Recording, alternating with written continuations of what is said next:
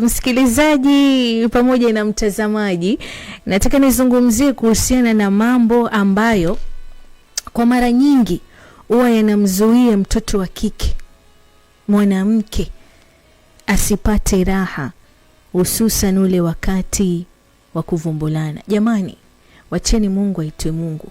Hakuna kitu kitamu zaidi ya kuvumbulana. Hata ukafananisha ukasema sijui asali ni tamu, ukasema sijui, hakuna kitu unaweza kufananisha kama utamu wa kuvumbulana.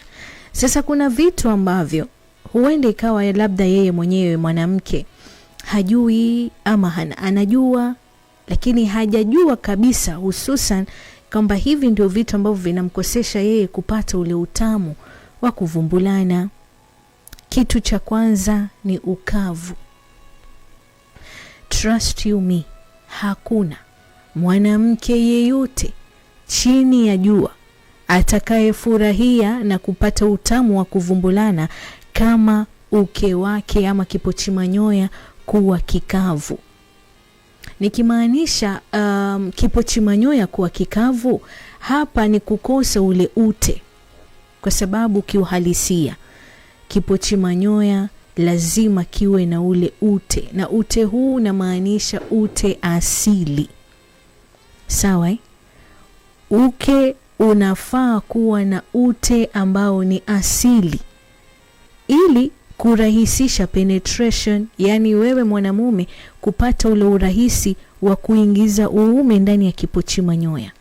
Lakini sasa kama itakuwa kipochi cha mwanamke wako itakuwa ni kikavu, hatawahi kufurahia tendo. Na hali hii ya ukavu kwenye kipochimanyoya huwa inasababisha kule msuguano kuwa mkali kabisa na unaumiza. Yani congratulations, yani navulia wanawake wote ambao wana uke wao ambao unatoa ule ute wa asili. Na katika kutoa ute, kuna wanaume wengine ambao wana dasturi ya kwamba kuona mwanamke kipochimanyoya chake ni kikavu, akatumia mate, akatumia mafuta kama kilainishi. Mwanamke mwenzangu unayenisikiliza lakini pia unayenitazama, usikubali abadan katan kumruhusu huyo mwanamume wako atumie mafuta kama kilainishi, kwa sababu anajua wewe uke wako ni mkavu. Amekupiga mnyonyo, amekuramba, amekufanyaje, lakini bado uke wako ni mkavu. Kuna baadhi ya wanawake ambao hilo ni tatizo lao kabisa. Ndiyo, kunao ugonjwa ambao kipochimanyoya huwa ni kikavu. Ndio maana siku zote huwa nasema mwanamke uwe na tabia ile ya kunywa okra water, ama ukatumia okra kwenye mboga ama mchuzi. Ushaelewa, okra ni mabenda. Inasaidia sana kuleta ute katika kipochimanyoya. Sawa? Kwa sababu uke mkavu inakusababishia wewe ufanye ile michubuko, na ukifanya ile michubuko leo umevumbulana kwenye uke mkavu, unafanya michubuko hiyo huenda ikafanya kidonda, na ukiwa na vidonda huwezi kabisa kufurahia wala kujua utamu wa kuvumbulana, kwa sababu inaondoa kabisa hamu, lakini pia ile raha ya kuvumbulana. Sawa? Kitu chengine, mwanamke, nataka nikwambie kwamba jukumu la kufika kileleni ni lako wewe na sio la mwanamume. Ndiyo, kama ulikuwa unashangaa usishangae, shangilia. Mwanamke, ni jukumu lako wewe kufika kileleni. Na wengi wa wanawake wanawalaumu waume zao kwamba mimi tangu niolewe miaka 20 sijawahi kufika kileleni, ama mume wangu hajawahi kunitoa maji. Utafikaje kileleni wewe wakati uko pale kwenye 6x6 pedini unavumbulana na mpenzi wako, lakini akili yako haiko pale? Unafikiria, huyu mwanamume nikitoka hapa ameniambia atanipa shilingi 20,000, atanipa kweli? Ndio mwanzo, yani unafikiria mtoto hajalipa school fees, sijui na deni kwenye chama nadaiwa, mambo chungu nzima. Umekosa kuyafikiria hayo yote, unayafikiria wakati wa kuvumbulana. Wewe unadhani utaweza kufika kileleni? kileleni inahitajika wewe, akili yako iwe pale. Sawa unasikiliza, kama ni mnyonyo unausikia huu ni mnyonyo, kama ni kurambo unajua hapa mimi ni mera, yani akili yako iko pale. Kwa sababu jamani, hata kama ni kwenye kufunga mabao inahitaji collective effort. Wewe unaangalia mpira kila siku, unaona kabisa kuna timu mbili.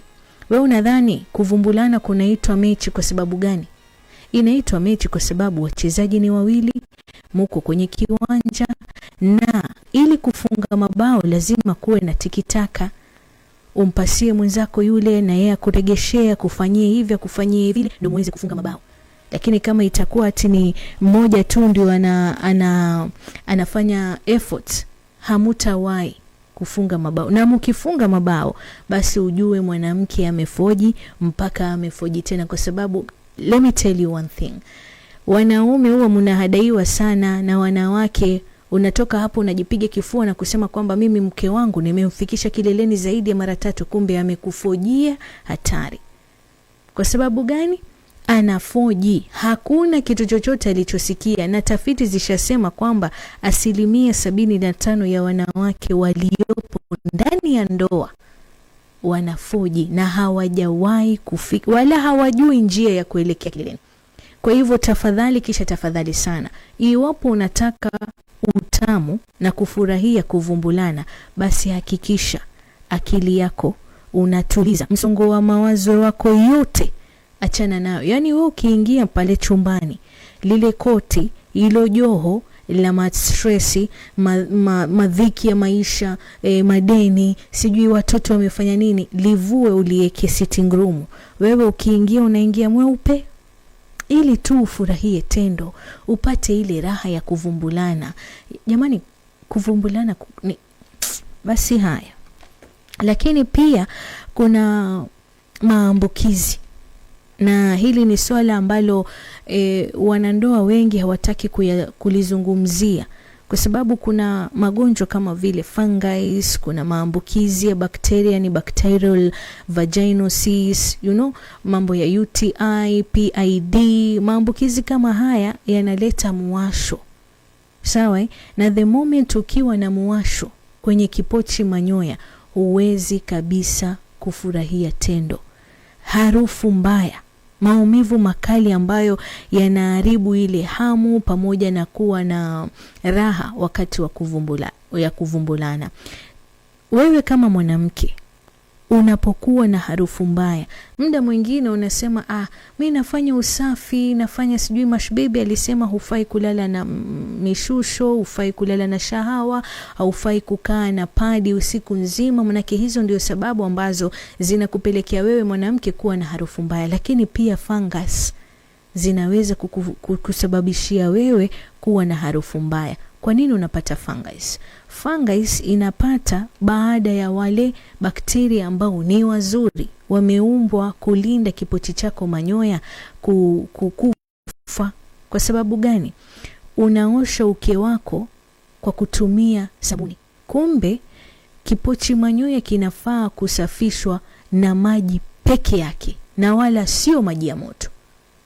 Hakufai kuoshwa na maji ya moto, na wala hakufai kuoshwa hapo hiyo sehemu na sabuni, kwa sababu sabuni ina chemical, na ile chemical inakwenda kuua wale bakteria wazuri ambao wameumbwa kulinda kipochi manyoya.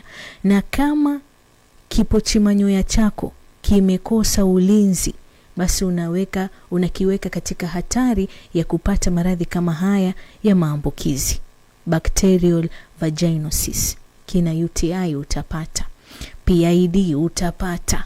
Sawa mambo ya fungus ndio itakuwa yani hapo ni nyumbani kwao. Sasa ukiwa na maradhi kama haya, trust you me, hata ukawa na maajabu kiasi gani, sijui unajua kunengua kiuno, hutowahi hata siku moja kufurahia tendo. Kwa hivyo tafadhali tena sana mwanamke mwenzangu, jitahidi uwe na usafi kupitiliza. Sawa kitu ambacho nitakusihi, unainisikiliza lakini pia unainitazama, mwanamke yeyote unayepitia changamoto hizi zote ambazo nimezitaja hapa, Jamani, zipo njia ambazo unaweza kupata mbali, sawa, upate nafuu, urudishe ile furaha ndani ya ndoa yako, kwa sababu haina raha kwamba inapofika jioni wewe roho ishakupasuka. Tatizo la ukavu wa uke, suluhu iko. Maambukizi ya maradhi ya zinaa, tiba ipo. Ushaelewa? Maumivu makali wakati kuna wanawake wengine wanapovumbulana huhisi maumivu makali. Yani ule wakati wa kuvumbulana na baada ya kuvumbulana. Na maumivu haya, msikilizaji, yanaweza kusababishwa na matatizo ya kiafya ya ndani. Sawa? Jambo ambalo linakufanya wewe kama mwanamke hutofurahia na kukosa furaha wakati wa kuvumbulana. Kwa sababu kuna wanawake wengine pasi na wao kujua wana uvimbe ndani ya vizazi vyao. Sawa, wana uvimbe kwenye mirija, wana uvimbe kwenye mayai na vitu fulani kama hivyo. So nakusihi sana, iwapo utapata changamoto yoyote ama utapata dalili yoyote ya maumivu, pata ushauri wa daktari. Yani kuanzia mapema. Usingoje mpaka tatizo linakuwa kubwa ukienda kwa daktari ukaambiwa it is too late. Na kando na kupata matibabu, ili tu na wewe pia uhisi kama mwanamke ambaye ameolewa, yuko kwenye ndoa na anafurahia tendo la ndoa. Sawa?